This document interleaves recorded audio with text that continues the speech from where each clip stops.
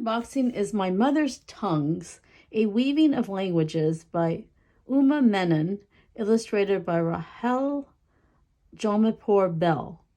I hope I said that right. And it is published by Candlewick Press. And oh, look how interesting, like the pages, the end paper, the pages have like this texture of fabric. So it's like, and then you have this kind of blanket that has letters in it. So you get a real sense of texture, and with the word weaving, like weaving both figuratively and literally weaving fabrics and textiles together.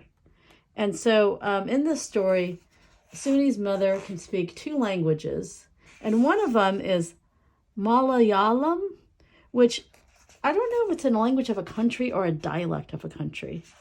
But she looks South Asian, so I'm not sure, actually. But here we learn more about the words and how she's able to, traverse both languages and both cultures. And it is like a really interesting illustration style. It's almost like collage, but like there's textiles and there's, I don't know, it's cool. I really like it. Oh, especially this one. And so kind of like so they traveled to Kerala in India. So maybe it's a dialect in India. And so it's just, it's sort of a love letter to multilingual people, particularly immigrants, that, like here she says her mother speaks English with an accent, but it's sort of like a celebration and acknowledgement of the fact that, many of these people in her family are not just bilingual, but they're multilingual, and that it's a superpower. And that's like a really important message, and, like in the United States, it's so rare to speak more than one language, unlike any other country in the world, I feel like. And it's so hard to learn a language, let alone a second language.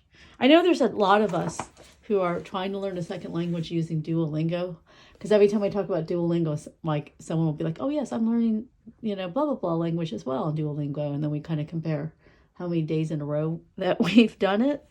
And so I think like attitudes are changing. I think the more the world gets smaller and the more people individually travel the world and realize what a superpower and what a, like how nice to be able to converse in another language, if only to make the travel more,